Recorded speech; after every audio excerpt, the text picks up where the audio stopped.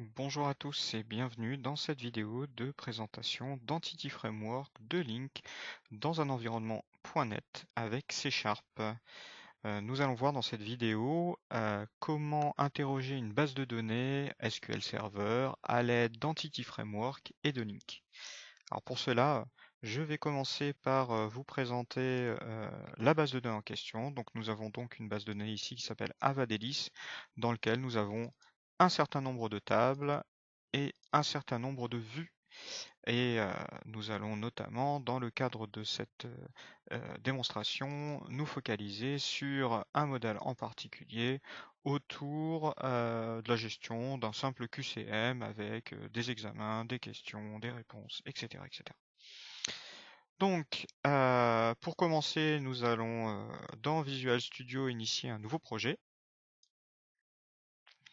Donc ce projet sera de type console pour simplifier la présentation, la visibilité du code. Et donc nous allons appeler cette petite application QCM Quiz. Donc, nous créons donc la solution et le programme associé qui est constitué dans un premier temps d'une simple classe programme avec une méthode main. Donc, pour pouvoir utiliser Entity Framework, qui est un ORM, l'intérêt de l'ORM, c'est de pouvoir créer pour nous les classes et les méthodes d'accès à la base de données en utilisant tout le raffinement d'un langage compilé comme le C#. Et nous utiliserons pour cela, pour pouvoir faire des requêtes sur Entity Framework, le langage Link, qui présente là aussi de manière élégante une méthode pour pouvoir interroger le contenu d'une base de données. Donc, Entity Framework, dans un premier temps, se présente sous la forme d'un composant que l'on va pouvoir télécharger et importer dans notre projet par un nugget. Donc, nous pouvons remarquer par défaut qu'il n'y a pas de référence à Entity Framework présente sur notre projet. Donc, nous allons aller dans Visual Studio dans le menu Outils, Nugget Package Manager et Manage Nugget Package for Solution pour pouvoir aller télécharger le composant en question. Donc on va aller sur Browse et rechercher donc Entity Framework qui se présente par défaut parce que c'est un package très demandé, très sollicité dans les projets, mais on aurait pu tout aussi bien aller le chercher en faisant une recherche spécifique. Donc on va sélectionner notre projet pour pouvoir importer et installer Entity Framework dans notre projet QCM Quiz. Donc ceci va faire l'objet d'une validation dans un premier temps. Nous allons accepter la licence d'Entity Framework et nous allons télécharger et importer Entity Framework dans notre projet. Alors dans mon cas, ça va assez vite parce que le package était déjà téléchargé localement dans mon Visual Studio. Dans votre cas, ça pourrait faire l'objet de quelques secondes, voire minutes de téléchargement en amont. Donc maintenant que cette opération est réalisée, j'ai donc dans les références de mon projet Entity Framework et Entity Framework.SQL Server qui sont maintenant présents. Alors pour pouvoir les utiliser, je vais créer au niveau de mon projet un nouvel élément, un nouvel item qui va s'appeler ado.net entity, je ne me rappelle plus le nom exact, ado.net entity data model. Donc je vais lui donner un nom, dans mon cas par exemple le nom QCM, je valide et il va me proposer un assistant me proposant donc de soit récupérer le design des entités qui vont être en réalité mes tables et mes vues, voire même mes procédures stockées si j'en ai, pour les récupérer à partir d'une base de données existante ou bien de les créer à partir du code. Nous avons déjà une base de données, donc on va sélectionner Entity Framework Designer from Database. Là, il va me demander de me connecter à une base de données, donc je vais me connecter à la base de données que je souhaitais. Donc ma base de données est locale, point. J'utilise une authentification intégrée Windows pour plus de simplicité, mais j'aurais pu préciser aussi un compte SQL Server pour pouvoir me connecter. Et je vais sélectionner la base de données de mon choix, en l'occurrence, dans mon cas, donc Avadelis. Je teste la connexion pour vérifier que tout se passe bien. Tout se passe bien, je valide. Alors dans un cas concret de production, on aurait plutôt tendance à utiliser un compte SQL Server ou bien à garantir que le compte qui va exécuter le site web ou l'application qui va se connecter à la base de données a bien les droits sur la base de données en elle-même. Donc dans notre cas, on simplifie un petit peu le schéma. Donc on valide. Et l'assistant va nous proposer de lister toutes les tables, vues et procédures stockées qui se trouvent dans la base cible. Donc dans notre cas, nous allons aller chercher uniquement les tables dont nous avons besoin, c'est-à-dire la table QCM Answer, catégorie, exam, exam user, question, question catégorie et question user. Et nous allons rajouter aussi la table utilisateur, table user pour l'authentification et les tables de gestion de groupe qui vont s'appeler T-group, un petit peu plus haut, T-group pour l'imbrication de groupe et T-group user, si nous en avons besoin ultérieurement pour pouvoir donner notamment des accès. Donc là, je vais avoir un espace de nom qui va être créé pour mon modèle de données. Je valide et Entity Framework va me créer le modèle de données en générant pour chacune des tables une entité qui sera en réalité une classe dans mon code C# pour pouvoir exploiter le contenu de mes bases. Alors là, j'ai mon modèle qui est présent directement dans mon Visual Studio. Donc je peux fermer le modèle, il est opérationnel. Et je vais pouvoir remarquer donc sous le nouveau composant, le nouvel item que j'ai rajouté qcm.edmx, j'ai donc des classes pour chacune des tables qui se trouvent dans ma base. Et le gros intérêt d'Entity Framework, au lieu, en plus d'avoir généré ces classes, c'est qu'elles sont correctement typées. Donc mon ID, ça va bien être un entier. L'utilisateur va bien être un entier qui va être un lien vers ma table utilisateur. Mes dates, ça va bien être du datetime.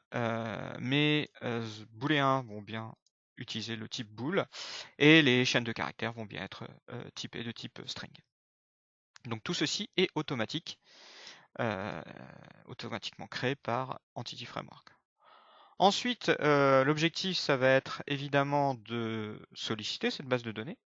Pour cela, Entity Framework a créé un contexte de connexion implémentant l'interface iDisposable. Alors cette interface iDisposable va permettre notamment d'utiliser le pattern using pour faire en sorte que à l'intérieur en fait du using, qui est matérialisé par les deux accolades, je vais maintenir une connexion à la base de données, mais qu'en dehors en fait de l'accolade fermante, donc dès que je vais quitter en fait mes accolades, que mes ressources de connexion à la base de données soient bien correctement libérées. Ce qui évite en fait d'avoir à charger pour rien une base de données avec de multiples connexions potentiellement concurrentes sur notre base de données cible. Donc là, dans mon using, je vais faire référence à la classe qui a été créée. Donc dans mon cas, Avadelis Entities. Je vais donner un nom à l'objet que je vais créer. Et je vais lui indiquer donc que ce sera un nouvel objet de type Avadelis Entities. En écrivant cette première ligne de connexion, j'ai instancié une connexion à la base de données. Alors elle n'est pas encore effective, hein, mais je vais matérialiser ma connexion à la base de données grâce à cette chaîne. Ça va intégrer la chaîne de connexion, le login mot de passe s'il y en avait un. En fait, toute la tuyauterie qui se cache derrière la connexion à la base.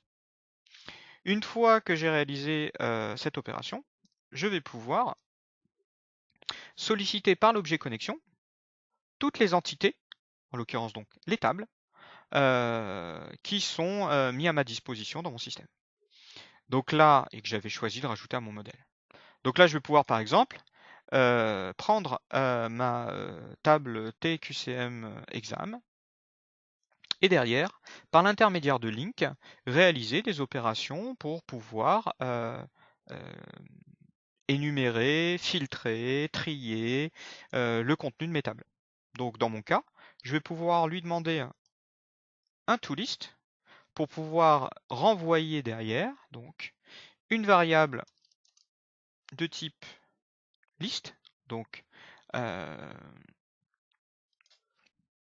vais l'appeler list exam, ou allez, exam list plutôt. Exam list, je vais rajouter un petit point virgule à la fin. Ce qui va me permettre ensuite de pouvoir faire une boucle for each en lui disant pour chaque exam contenu dans exam list d'afficher dans la console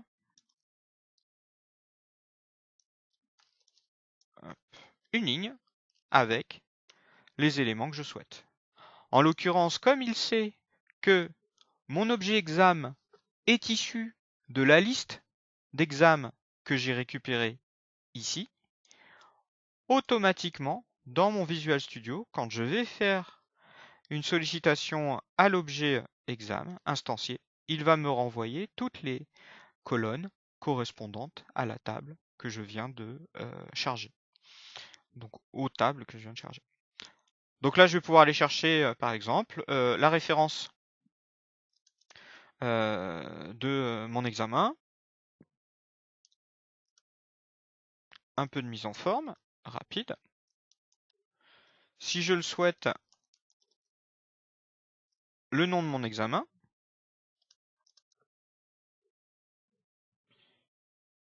Et je vais ensuite finir par, pourquoi pas, exam. Point. Alors, qu'est-ce qu'on va pouvoir rechercher? Allez, le score que l'on doit récupérer. Donc maintenant que ceci est fait, je vais pouvoir compiler mon application. Alors juste avant, je vais indiquer à la console qu'il faut qu'elle attende